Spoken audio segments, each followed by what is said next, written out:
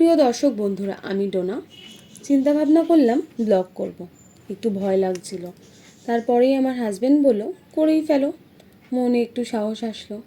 যাই হোক, প্রথমবারের এই চেষ্টায় কতটা ভালো হলো না খারাপ হলো জানি না, তা অবশ্যই আপনারা কমেন্টে জানাবেন, সাথে লাইক ও শেয়ার করতে ভুলবেন না। যাই হোক, আজ সকাল থেকেই বৃষ্টি পড়ছিল। ওদিকে আমার শাশুড়ি মা আমার একটা খুব পছন্দের রান্না করবে বলে প্রস্তুত হচ্ছিল।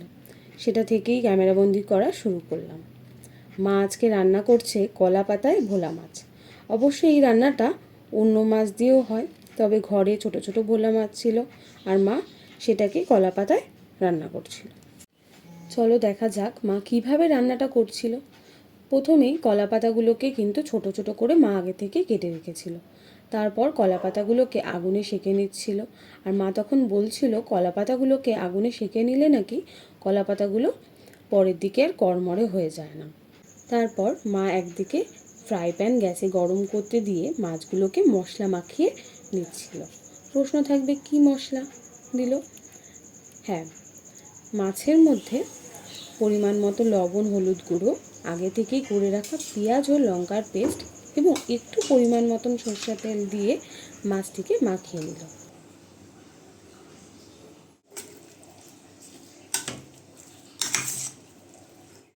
তারপর দেখলাম সেঁকে নেওয়া কলা পাতাগুলোর ওপর মশলা মাখানো মাছগুলোকে সুন্দরভাবে সাজিয়ে নিল। সুতো দিয়ে কলা পাতাগুলোকে চারপাশ থেকে মুড়িয়ে নিল।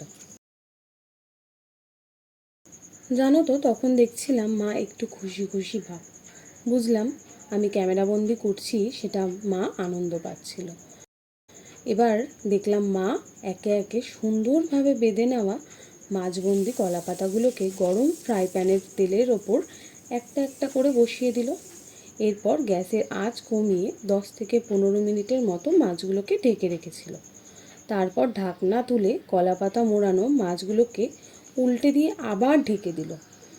আবার 5 থেকে 10 মিনিটের মতন কম আঁচে রাখার পর গ্যাস বন্ধ করে একটা প্লেটে মোড়ানো কলা পাতাটিকে নামিয়ে নিল। কী যে একটা সুন্দর গন্ধ আসছিল, লোভ সামলাতে না পেরে আমি প্লেটে ভাত নিয়ে রেডি। মা তারপর আমাকে প্লেটে দুটো মাছ তুলে দিল। আমি সহ্য করতে না পেরে ক্যামেরা বন্ধ করে চটপট খেয়ে নিলাম। তোমরা অবশ্যই এই রান্নাটা একবার ট্রাই করে দেখতে পারো। ভালো লাগলে অবশ্যই আমাকে কমেন্টে জানিও। আমিও তোমাদের উত্তর মাকে জানাবো। আবারও দেখা হবে পরের একটি ব্লগে। সবাই ভালো থেকো এবং সুস্থ থেকো।